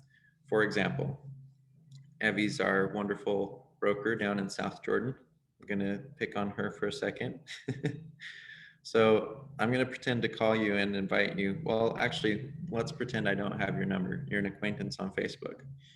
So I'm gonna send Evie a message that says, hey, Evie, no, we don't know each other very well, but I'm doing this client appreciation event. We're gonna have Toy Story 17 playing. We're getting there, guys, don't worry about it. Toy Story 17's playing, and I saw that you had kids, thought you guys might wanna come. It'll be a lot of fun. And then in this imaginary scenario, she says, yeah, that sounds great. I'd love to come. When is it? Well, it's Tuesday the 15th. I just got to get you your tickets and you'll be ready to go. I'm looking forward to seeing you there. Again, we're in Facebook Messenger. Where should I mail the tickets? And she's like, this is awesome. Yeah, mail them right to my home address. Boom, there's the home address. Cool, I'm so excited to see you. So then you get the tickets, put them in an envelope, mail them, obviously put the address in your CRM. And then I will say, oh, I was going to call you yesterday to make sure you got the tickets. I sent them out a couple of days ago. You should have them by now, but I realized I don't have your number. For future reference, would you mind sharing that or something like that? There's better ways to do that, but I'll be like, oh, I was going to call you to see if you got those, but I realized I don't have your number. And they'll usually just send it right over to me. I don't even need to ask for it. They'll be like, oh, well, here's my number. You're giving me free movie tickets. Why wouldn't I give you my number? So then you got their number, you've got their address, you had 2 touch points already. And then another touch point when the event's coming up. And this one can be a phone call. Again, this was an acquaintance from Facebook. You never had their number, never would have felt comfortable calling them. But in this case, you just gave them tickets to the movie and you're just calling them to remind them. Hey, Evie, how's it going? This is Brian. Is it quiet over there, Evie? You can unmute yourself. Hey, Brian, I just hear you on a bunch of different screens, so it's great. So pretend that you're this acquaintance. This is the first time we've ever spoken. Hey, Evie, this is Brian Crawley, just calling because I wanted to remind you that the movie's coming up tomorrow night. Wanted to make sure you're still planning on coming. Hey, Brian, thanks for the reminder. I actually have something that day, but I really do appreciate you inviting me. Oh, dang it. Well, we were so excited to have you, but Do you want me to give your tickets to somebody else, or do you have somebody in mind? You're welcome to share them with a friend if you'd like. You know, I have someone else who was thinking about buying a home, and maybe it'd be beneficial if I had them go. Man, she's just spoon feeding me. But I've had these conversations before. Like, it's not that unrealistic. People will invite their friends, and their friends will be like, "Oh, this guy's cool." But Yeah. so those were 3 interactions, and that one she canceled. It's interesting though, for her canceling, I still have a 4th interaction. After the event, I will either call or text, and I'll say, "Oh, so much fun. I'm so bummed that you didn't make it. I'd love to have you at the next one. Are you okay if I contact you next time we do one?" Oh They yeah, I'd love that. Yeah, 100% of the time they say yes. That was 4 interactions for somebody who didn't end up coming. If she had come, I would then see her at the event. So that would be the 4th one. And then after, I would write a thank you note and probably a phone call a week later and just say, "It was so great seeing you." There you are with 4 or 5 interactions. You've got the address, phone number, and you've now created a relationship that you've seen them in person and talked to them on the phone twice with somebody who was just a Facebook acquaintance 2 weeks ago. Isn't that crazy? Awesome. Yeah, it's so easy, and people don't realize you just have to be intentional. You have to come with a plan. I'm going to take this person from a level 2 out of 10 friend to a level 8 out of 10 friend in the next 2 weeks, and this is how I'm going to do it. You just put together a plan. There's nothing wrong with that. And on a side note, when they're there, that's when it's a good chance to get the other data that you didn't already get. So I like to have my preferred vendor bring some gift cards, and then we say, "Hey, make sure you sign in with your email address, and we're going to do a drawing, and we'll email the winners," right? So then you get everybody's email address that came to the movie. I don't want to digress too much, but movies are great because you can usually get it down to $6 to $10 a ticket. But if you have your preferred lender pay half, then all of a sudden you yourself are down to $3 to $5 a ticket. And if you have a home warranty company that you send lots of business to, or a home inspector that you do a lot of business with, or even a photographer, I've had all sorts of vendors participate and pitch in to my events, at the very least, to give a gift card. It doesn't mean that they always have to be, doing everything or paying everything, but they can be there to hand out stuff or to just make sure the event goes well. But get your people involved, bring the cost down, and just make it easier for yourself. So in my book, I talk about how I used to be a victim, and I didn't have an office, and I was stuck at home taking care of my sick wife and my 3 kids. And I was like, I can't succeed because I can't do phone calls and I can't do anything. But when I stopped being a victim, I realized I can send as many texts as I want and nobody can hear the background noise. So I started just sending out dozens of texts a day, and my business exploded. So just text messages out to people are really easy. Make it heartfelt. It's not about real estate. It's just, "Hey, how's it going? Was thinking about you guys today. Hope you're doing well." Whatever. Having said that, phone calls will get you more referrals than texts, and it's not even close because you have a chance to talk for 5 or 10 minutes, and sometimes it runs longer, but they're digging into your life, you're digging into theirs. I never ever bring up real estate at pop buys, phone calls, texts. Doesn't matter. I never bring it up. They bring it up usually, and if they're interested, they'll continue to ask follow-up questions. I don't have to sell myself. My postcards and stuff will remind them I'm a realtor. I'm building the relationship. And that makes it fun for me. It makes me feel less slimy, like some people feel like, "Oh, I'm only doing this because I'm a realtor and I want to make money." My advertising does that for me. I don't need to worry about that. I'm focusing on building the relationship when I'm interacting with people. Social media interaction, that's again a great shortcut to phone calls and pop buys. You just met somebody on social media, you don't know them from Adam, but you, just like anybody else that's their friend on Facebook, has the opportunity to comment and like their photos. It's super easy. It's not, people actually like it. Even if they don't know you, they really crave the attention. And especially if they only have 1 or 2 comments and you're one of them, all of a sudden you're climbing up the charts as a friend of theirs, and you're giving them validation, making them feel like their opinion is important or interesting. And I personally love doing it, especially for people that don't have comments going on, because I want them to be happy and feel like their opinion's valued. Like, it's kind of sad that not too many people are interacting with them. So completely outside of real estate, I just love to help people feel like their opinion matters and that they have a voice. So comment with them, agree with them when you agree, discuss stuff with them, like their pages, like their photos. And you just start building that relationship to where you can then feel comfortable inviting them to a client event or asking them for their phone call. Hey, I saw it was your birthday yesterday. I wanted to call you, but realized I didn't have your number. I'd love to give you a call. What's a good number to reach at? Note cards, letters. Right here, I put accidental meetings because it's kind of a goofy thing I do sometimes. Facebook's the absolute creepiest place on earth. It'll say, hey, tomorrow night's the fireworks show. Here are your friends who are attending. It literally tells you where somebody's going to be, when they're going to be there. And if it's somebody who I'm trying to build a relationship with and I need something fun with my family to do anyway, I'll grab my wife and kids and say, hey, look, we're going to this fireworks show and we might accidentally run into a couple of people while we're there. So we're there enjoying ourselves with the family. And I'm just kind of like, where are those people? Because I've never met them in person, and it's a good opportunity to meet them in person and be like, oh, hey, we're Facebook friends. I recognize you from your photo. It's crazy running into you here. What a coincidence. But it's kind of a fun way to mix business and pleasure because you can go out and do fun things. And if you run into the people, great. If not, that's fine. But I'll look at events and things happening on Facebook. And if one says I have 2 friends going, then I'll be like, well, maybe that will be fun. Maybe not. I probably won't go to it. If it says I have like 10 or 15 friends going and they're not all realtors, if it's 10 or 15 actual friends, then I'll be like, maybe that would be fun. Maybe we should look into going to that. So these are just some ways to build some rapport and do the non-automatic stuff.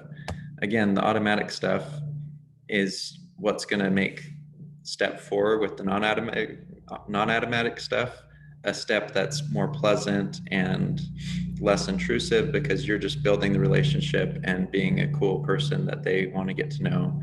Your mailers and your Facebook marketing and everything else is reminding them that you do real estate. So that's where my methods greatly differ from a lot of people. I do not push myself as a realtor. I let my marketing do that, and I just build relationships. And that's just my personality. I think it's a lot more fun to get calls from friends saying, hey, come list my house, than to feel like I'm cold calling friends and prospecting them. But other people do it differently, and that's fine. So step 5 is do it. This is obviously a different presentation, but I'm just using it as a framework. So not focusing on those steps anymore, I kind of wanted to talk a little bit about, well, first, I've been talking long enough. Do you guys have any questions or any stories of things you've done that have been successful with your sphere of influence? I'll give you a chance to talk about yourself for a second before I continue.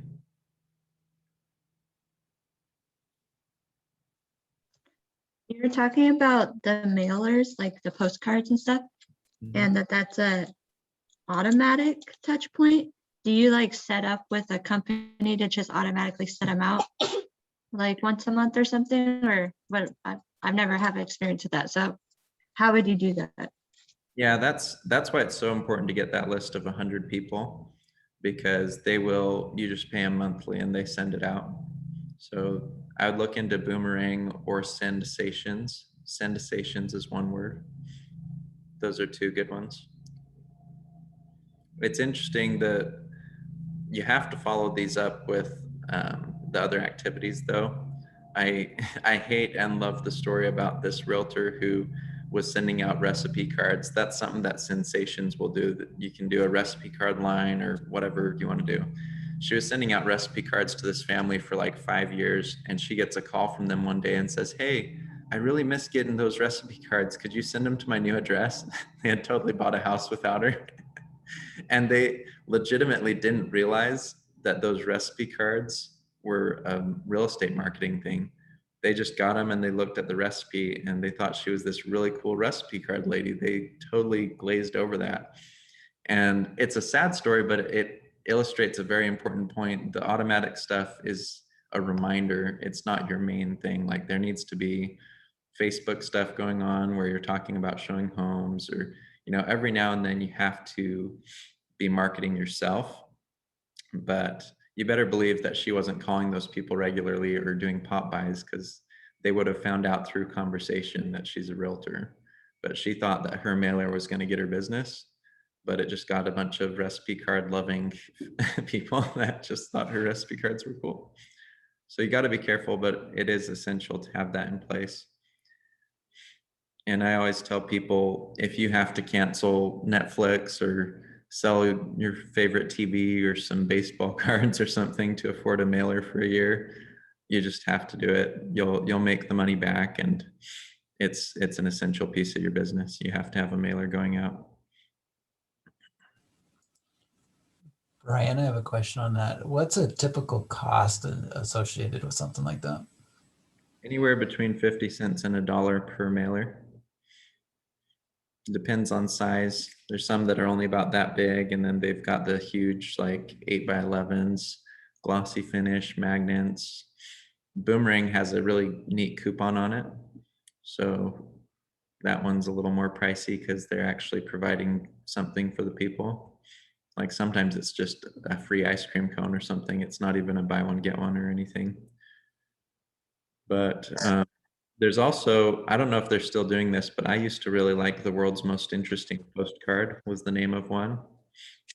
The World's Most Interesting Postcard. It just had a bunch of really random facts and trivia on the back that was just fun. And a lot of people, when I sent it to them, they said they would like read it during family night or, you know, at the dinner table. Because it was funny facts like how much food does a rhinoceros eat, or just little goofy things that them and their kids liked to read together.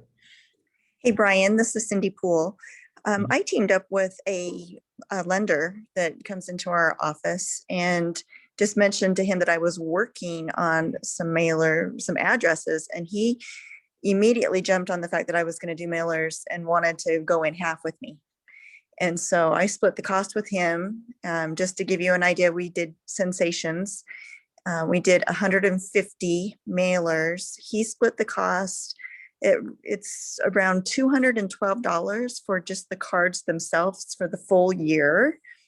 That was my half. So around 440, I guess, was the total cost, but he split with me. And then we're splitting the postage each month. And my cost is around $28 a month for my half of the postage. So I put in 212 for my half for those 150 for the year, and then another $28 a month. And I'm a brand new agent and I haven't had any transactions yet. So I'm really hoping that this is going to help me as well.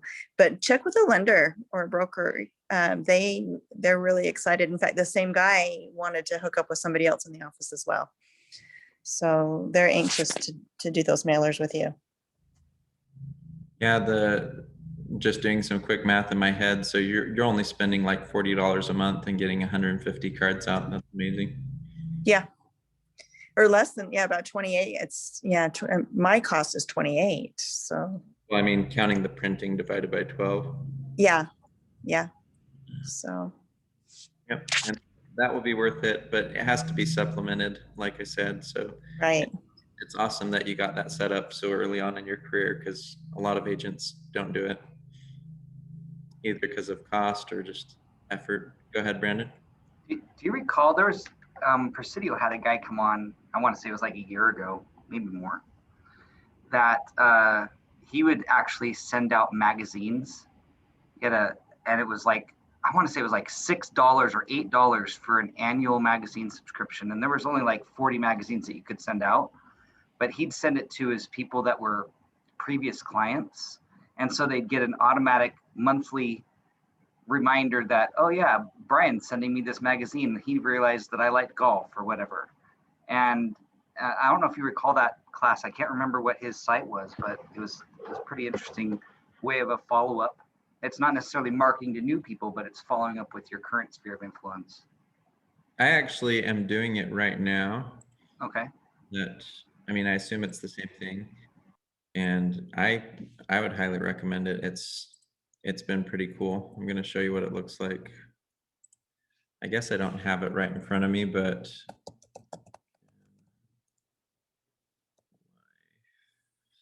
magazine. So American Lifestyle Magazine, and like he said, it's $4 per magazine, but if you partner with a lender, you could do it for $2. But it goes out, I set mine for quarterly. Or actually, I'm doing it every other month. And it looks really professional on the outside. Let's see if they have any examples here. I don't see any outside cover examples. Maybe I have to log in.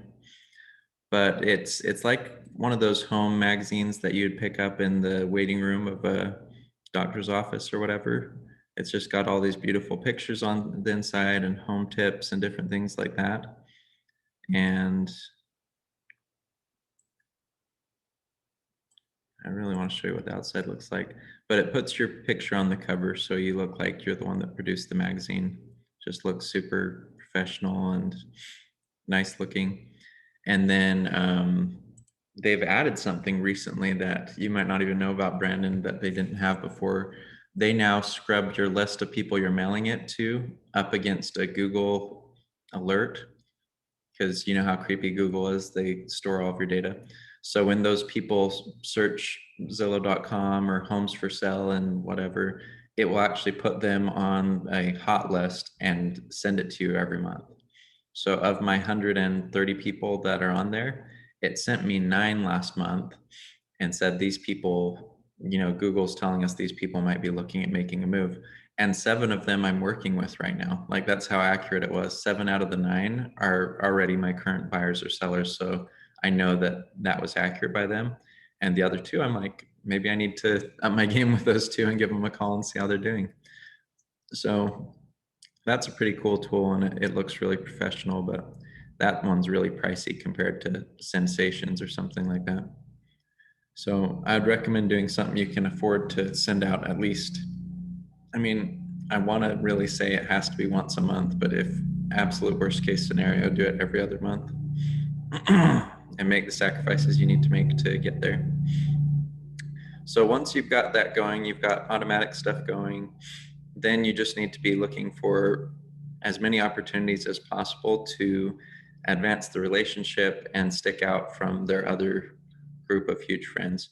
So I always tell a story about when Facebook notifies you that it's somebody's birthday, right? The beautiful thing about that is, as long as you're friends with them on Facebook, it doesn't matter how often they're on there, it will still tell you when their birthday is. So every day I get on the app and it tells me whose birthday it is, I will do a minimum of sending them a personal message, because they'll get, depending on their popularity on social media, they'll get like 30 to 100 people on their Facebook page that say, happy birthday, Travis. Happy birthday, Travis. Hope you're having a great birthday, Travis. And they do notice who does that, but it also comes across as kind of superficial, or yeah, they're just noticing because it's on Facebook and everybody's wishing me happy birthday. Some people don't even get through all of them because it's just too many. But if Travis were to get 50 birthday wishes on his Facebook page, he would probably only get 1 or 2 personal messages that day. So that already takes you into a different category by itself. So it's Travis's birthday, and I will at the very least say, hey, saw it was your birthday, hope you're having a great one. Are you doing anything exciting? So I'm wishing him happy birthday. It's in a personal message, which is a different level of trust and contact. And it's asking him a question that's trying to get a response back from him. Does that make sense? So then he says, yeah, we're going to do something fun. I'm going out to eat. Oh, awesome. What restaurant are you going to? And I'm actually really wishing him happy birthday rather than just the run of the mill happy birthday on his wall. So that automatically will kind of, oh, okay, cool. Ryan's wishing me happy birthday. And he'll notice that and remember that 10 times more than the people who just said it on his wall. And of course, if you didn't do it at all and you didn't even put it on his wall, then you're totally not in the group at all. So the next level of that is if you feel comfortable with it, or there's something appropriate that you can do. And you have to be careful because you don't want to do things that will make people uncomfortable, especially when it comes to them thinking you're making some sort of flirtatious advance. So you got to be mindful of that. But if there's something appropriate that you can say that's even a little bit deeper, then I try to go there when it makes sense. So for example, I had a friend who I hadn't really talked to for 10 plus years. I knew her growing up. And again, it's one of those things I have to be careful with so it doesn't come across wrong. And for me, the easiest thing to do was to talk about her husband, you know, in a good way. So I said, hey, happy birthday. Do me a favor and tell your husband thank you. Not everybody I grew up with was lucky enough to end up with a great guy that treats them so well. I see how happy you guys are on social media. It just makes me smile that you're doing so well. Again, hope you're having a great birthday. And it was interesting. We hadn't talked for so long, and she sent me back a lengthy message, and she's just like, wow, that means so much. Like, I can't believe you'd say that. Like, that's amazing. Like, thank you so much, Brian.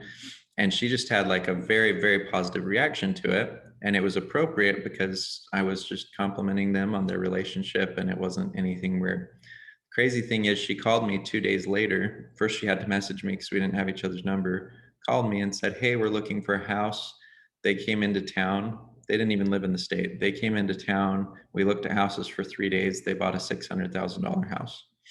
So it was one birthday wish, but I made it super heartfelt. And they weren't even in the state. I had no idea they were going to move back. And all of a sudden I had a $21,000 commission a month later from that one birthday wish. But it was very heartfelt and sincere. And that's what pushed me over the edge.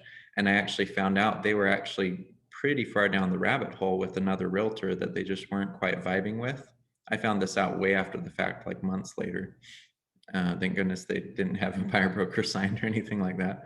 But it was interesting that that one message was so powerful to her that it made them be like, well, maybe we should just talk about using Brian. You know, we see his Facebook stuff. We see that he's a realtor. He seems to be successful.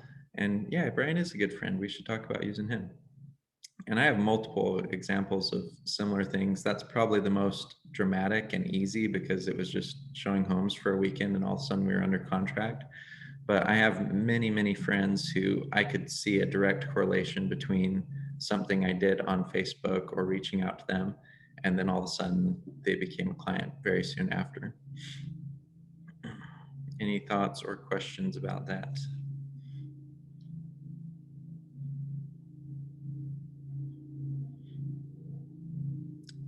Good.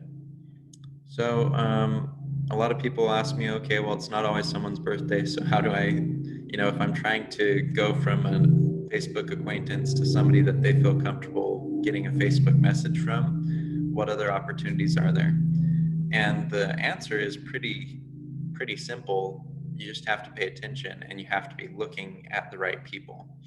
So the first step is to make sure you're not wasting time on social media, meaning for Facebook specifically, you create a friend list. Has anybody ever seen those before? Raise your hand. I know Brandon sat through me teaching about this about 50 times, so he's probably totally zoned out. But Facebook friends list is actually really easy to do. If you go onto Facebook and you're on the home tab, it's the little picture of the house. First, you got to wait for it to load. I've got to get rid of some of this stuff. This will help us out a little bit.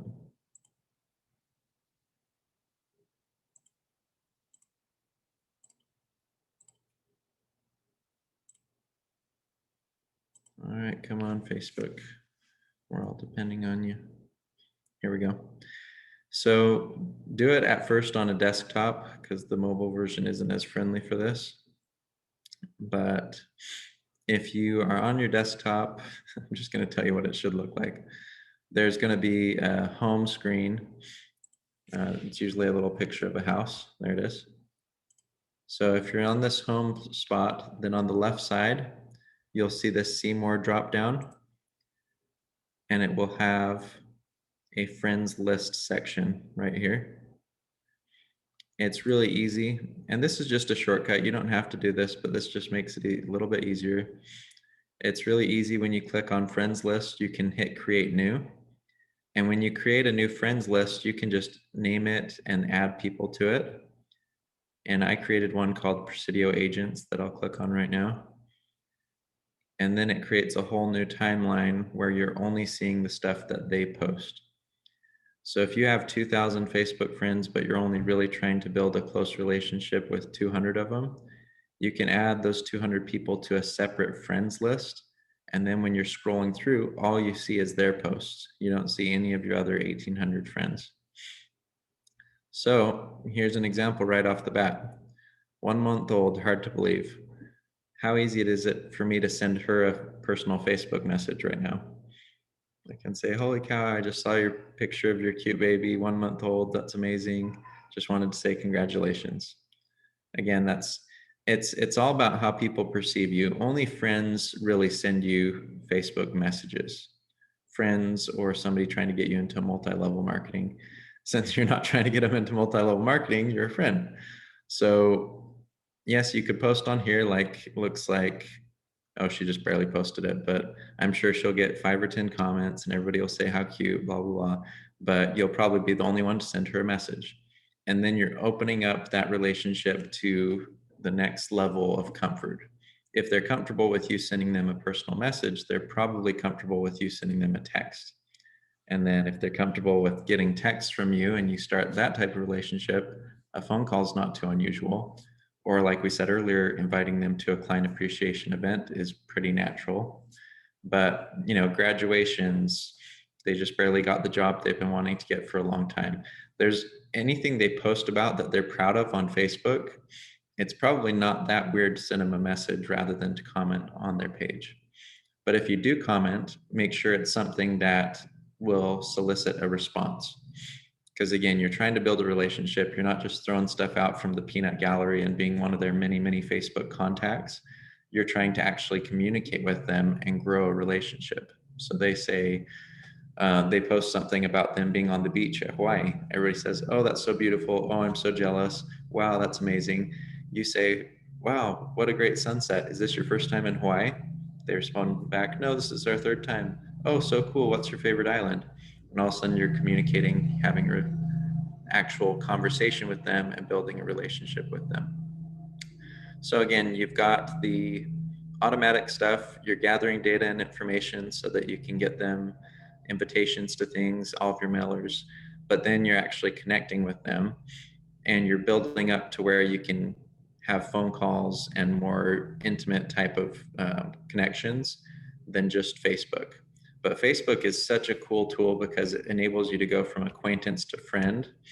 And if you're doing it intentionally, even if you don't set up the friends list, as long as you have a list of people, you can just search them up on Facebook and say, okay, I'm gonna see how Travis Jensen is doing. Okay, looks like he's doing this. I'm gonna like his posts. I'm gonna comment. Oh, awesome. His wife just barely got promoted. I can send him a message and tell him how cool that is. And it's awesome that she's got such a great career and whatever.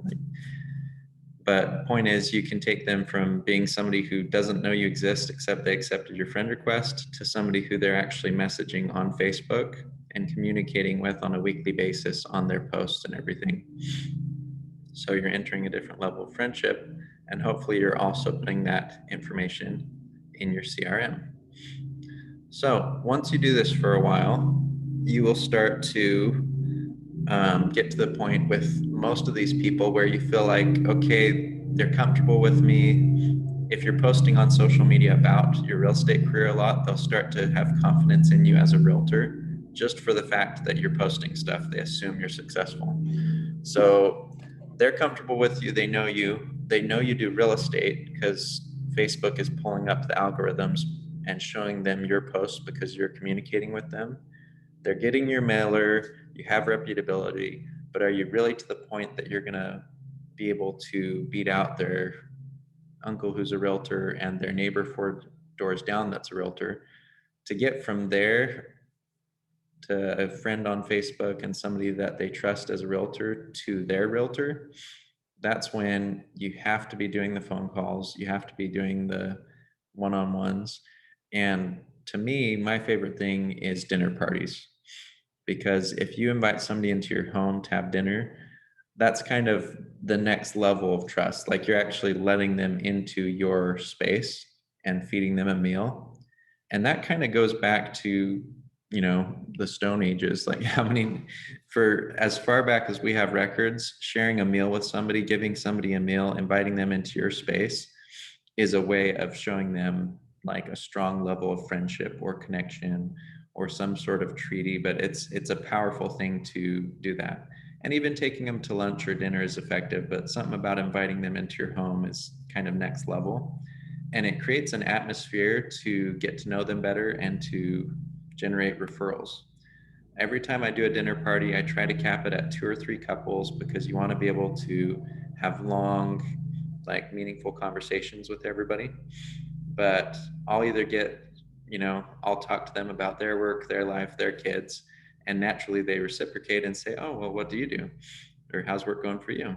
And I'll just, like usual, I don't dwell on it. I don't push it. I just say, well, it's going really good. Market's kind of insane. So it's a little frustrating right now. I've got like 15 buyers, but no homes to sell them. But, you know, it's going to pick up here, and people who are selling their house are getting a ton of money for it. And obviously my response is based on what I know about them. If they own a home, then I want to tell them that. If they don't own a home, I want to tell them it's, you know, interest rates are so low that people can afford houses they never would have been able to afford before. It's really competitive, but I'm having a lot of fun getting people in homes. And I just tell them about it and let the conversation drift away. But if they're interested, they bring it back, or they say, yeah, we're saving for a down payment. I think we're hoping to buy one next spring. Ding, ding, ding. There's my thing that's going straight in my CRM. I have to talk to Travis twice a month because he's going to be buying a house soon, and I need to make sure I'm his guy when he buys one. Or the next day they'll be like, you know, I remember we were talking about how much you sell to first-time home buyers, and when we got home, we realized that our cousin is buying a house.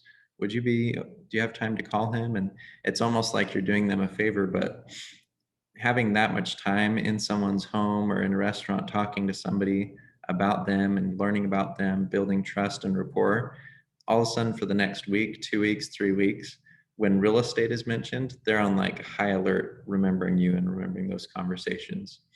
But more often than not, they want to talk about their own real estate.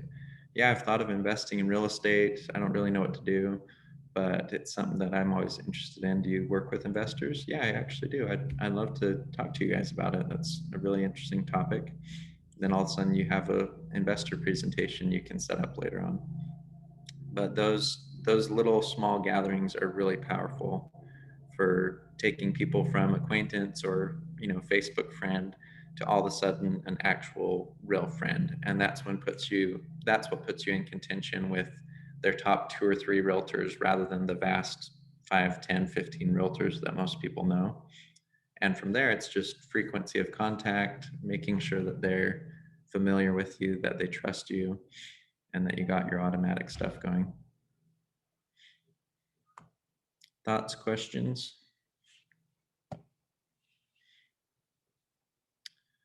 So one final note really quick, and then we can, obviously, if there's any questions, we can keep going with those. But when you're doing this, the people that you're gathering on this list, make sure that they're people that you actually enjoy and want to be friends with.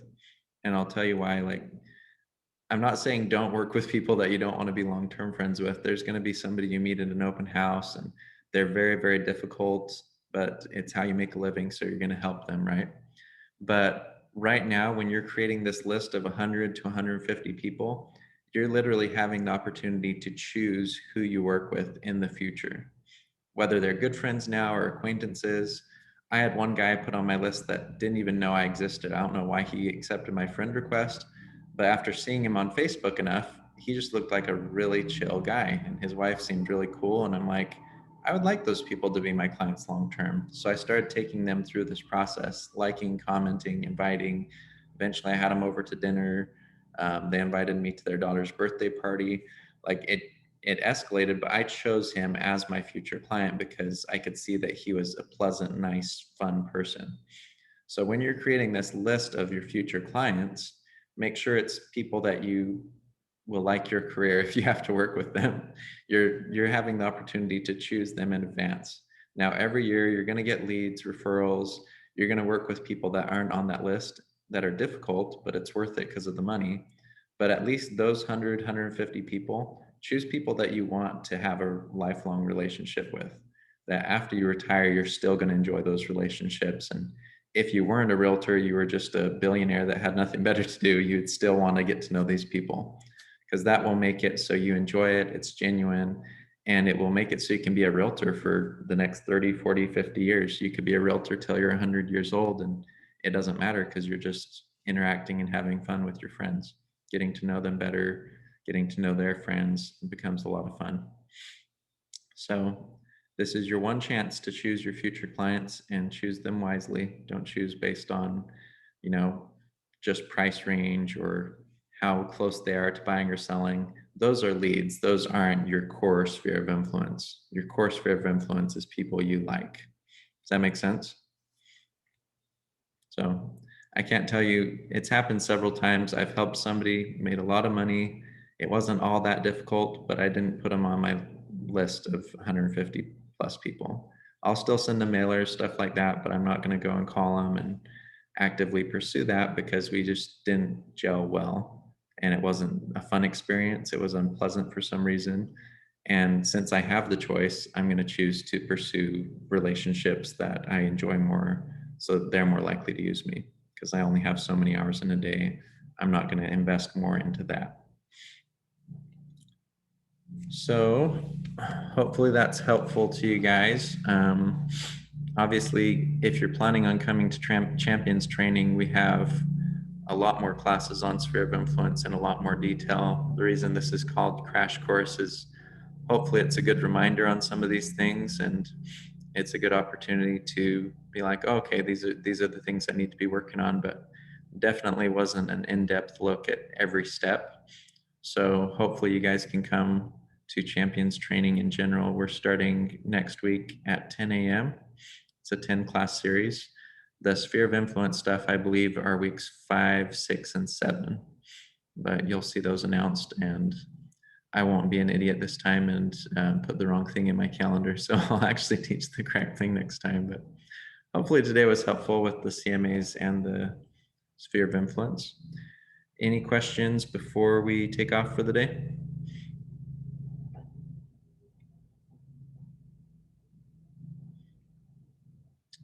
Nope. Well, thank you for attending. It's great seeing all of you, and have a great week. See ya. Thanks, Brian. Great. Thanks, Brian. Thanks for coming.